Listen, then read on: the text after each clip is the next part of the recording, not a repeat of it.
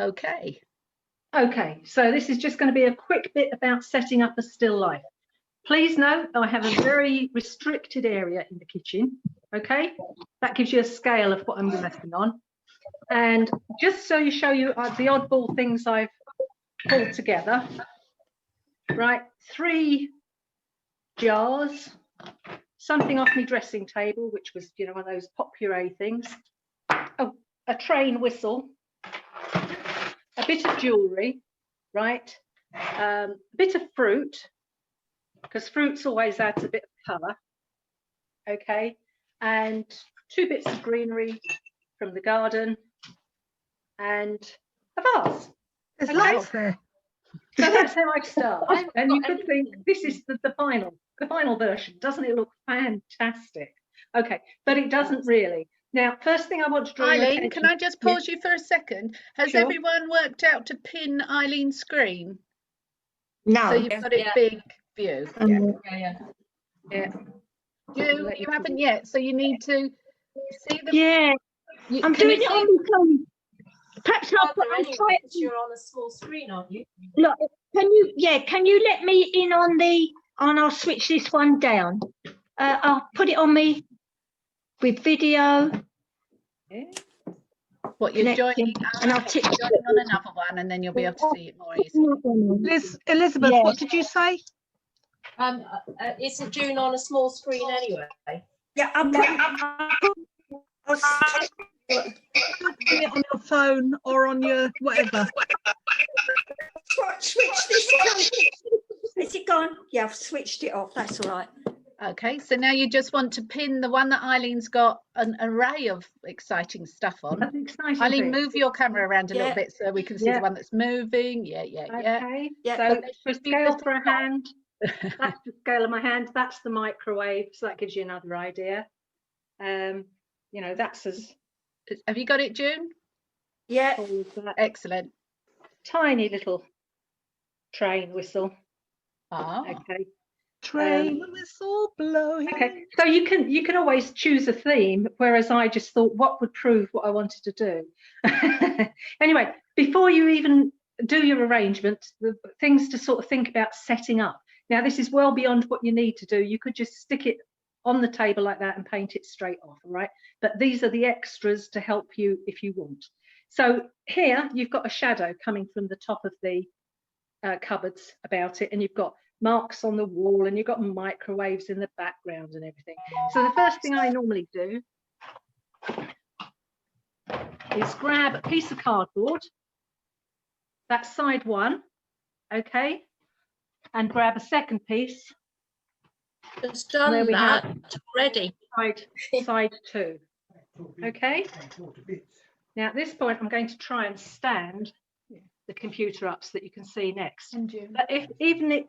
But with that, it's quite useful because you can start to see. Can you see the way it's starting to show very clear shadows behind the back? Yeah. But it's not terribly attractive. So I have got Quite phallic. It's oh dear. No, the shadows. So I tend to have things like the odd pillowcase, and then I look through my viewfinder. Oh, right, to give it. Is that a nice bit of colouring? Yeah. Well, it could be, okay. But I normally try 2 or 3 different things. I've got a really wild scarf here. You know, bearing in mind I've got so many other things in the picture. That's a bit too wild, okay? Yes. See what I mean? Yeah. Another one is a bit with a plainer colour, but it's got an indistinct pattern on that could work. It does give it a bit of depth and a bit of interest in the background, because sometimes we tend to focus on the items and not on the background. So it's quite important to sort of think about that. But the standard everybody has, here's one I prepared earlier, is a white. And you will see loads of pictures that have got a white background. Okay. And I do use these giant clippy things. And I'm lucky enough, I can peg it up under my unit if I'm very strong and go for it. Now, the reason I do this is because it will give, and I'm going to peg that just up to the door, right? Can you see the way the folds are appearing in the background? Yeah. So now I've got a hand left. What you are able to do is you're able to have some swaggers, and you're getting some light and dark folds there. Now that is starting to be far more interesting. It is. Okay, so that's the first thing. The second thing is backgrounding. Second thing is to think about lighting. At the moment, I've got on just the kitchen lights, and there's natural lights from both ends of my kitchen. But if you're painting indoors, you do need some light. And bearing in mind it's going to be dark by the time this is finished, okay, the light's going to shift completely. So pop up the light.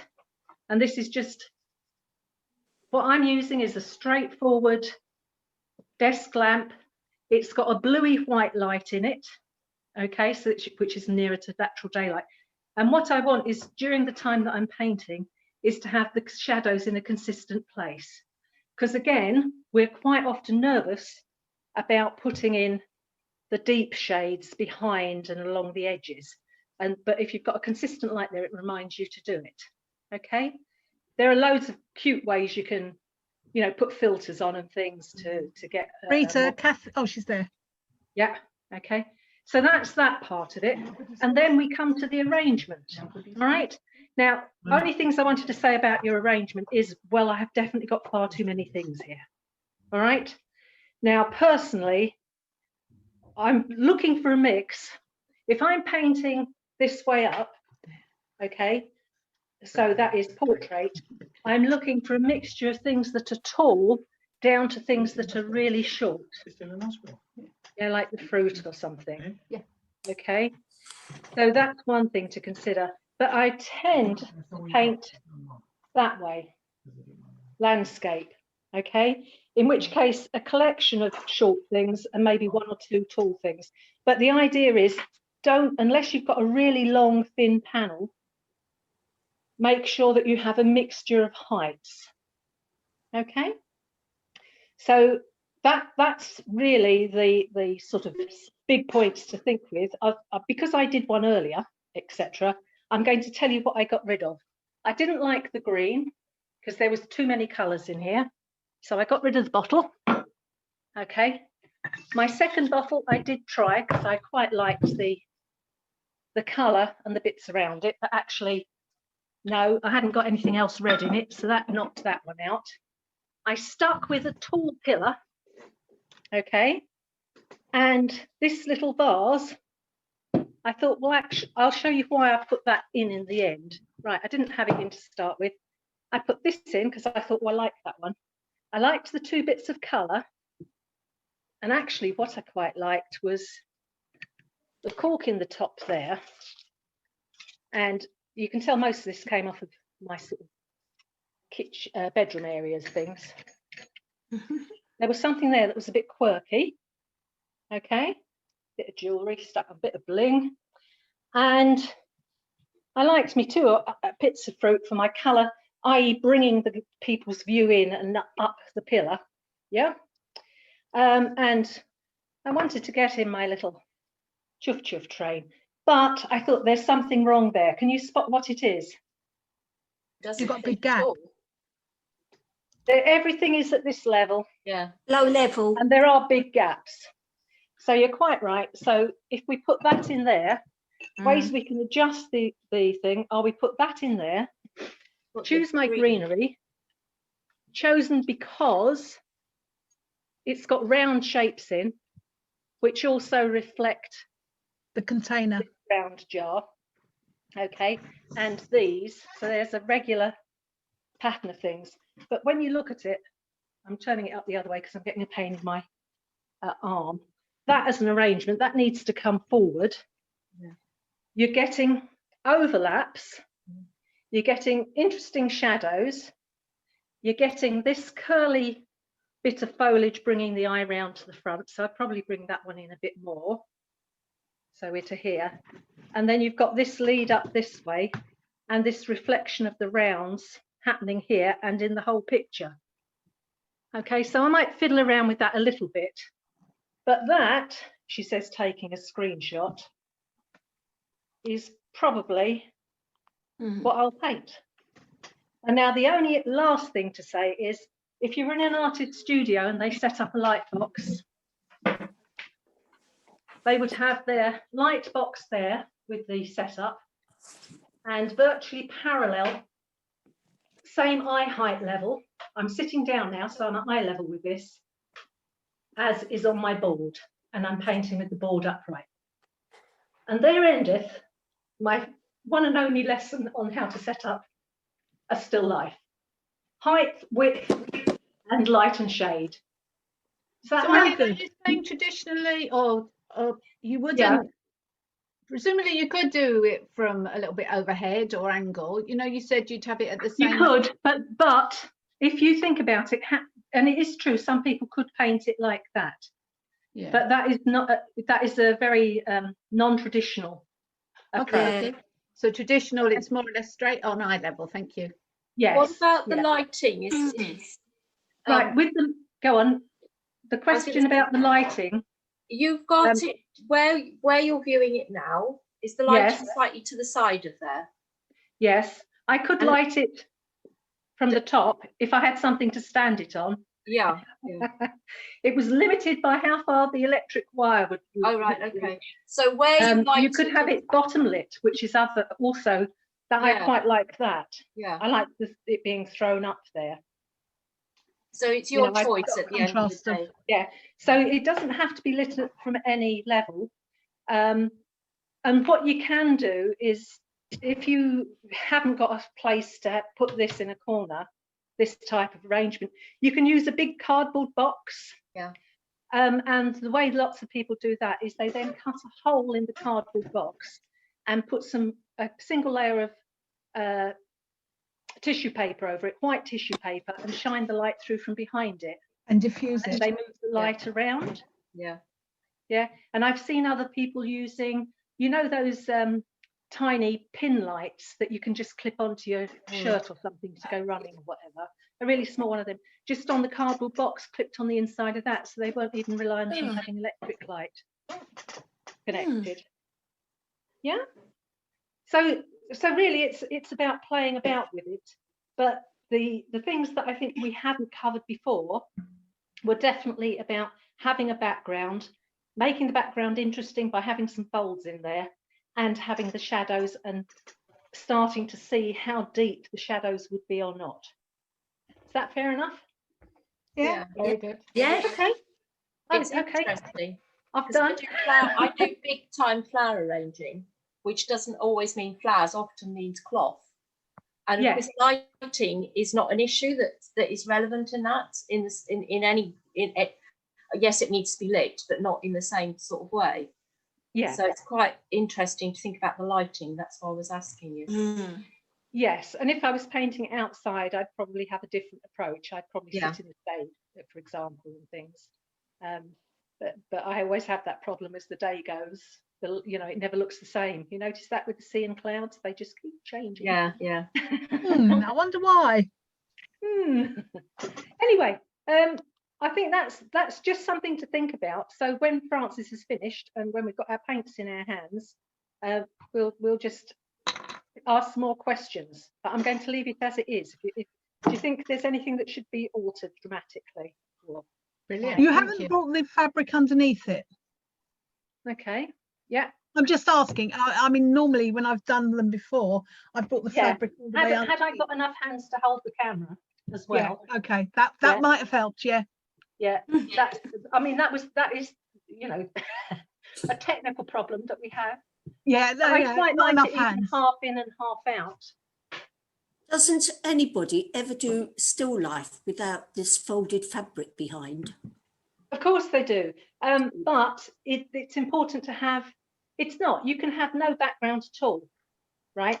Yeah. But quite often the picture benefits from being pulled together by whatever you have in the background. Okay, so experiment. If you look at a number of the Renaissance people, they often do they do it in the setting that it's sitting.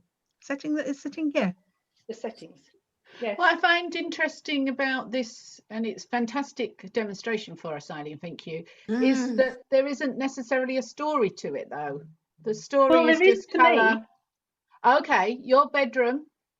Yeah, it are things that mean things to me. All right, because Okay. this is my favorite. This is my favorite holiday, going on a train. Yeah. Right. These are my fruits that I just love. Okay. The jewelry in the bedroom. Yeah, I like a bit of bling. All right, I'm convinced, Eileen. Yeah. See, and what you don't get is this is full of lavender. This is one of those lavender pot puree things. So Okie yeah, dokie. but you could have a theme of colour. You could have a theme of, like Mary did her blue vases. Now Mary's is an example of a good still life that was abstracted. They were hung in midair, not connected. The other thing that's happening here is They're even grounded. if the objects aren't overlapping, although that one is, the shadows are overlapping. So it is connecting things in a different way. Ah, right. Okay. Because if you had them all standing separately, it would look rather odd. Like though the fruit probably would be better Overlapping. in some way. Then the train does look particularly weird. But what I've lost, and there was one other fiddly little bit, may or may not go in. It's the train ticket for the railway. Oh, wow, there's a lot of things. Yeah. And the other thing is, even though I've got all of this here, if when I'm putting it over my oil board, I find I don't really want those, right? That's fine. And I can, that might make a more interesting, that's just as good a picture as a picture goes. Yeah. And there isn't that oddity of the train. So it's all personal choice at that point. And this thing, this smelly one, the mock orange, I do like that. In fact, I quite like that particular crop. That's very That'd be nice. Yeah, I That like is. it. I Just wouldn't trying to have the prove that dirty it- bit on the orange. I'd turn the orange around a little bit. Or is it a Oh, lemon? you It's a mean lemon. yeah. But that's nice. Lovely. Okay. Anyway, as I say, that's enough because we've got plenty. Yeah.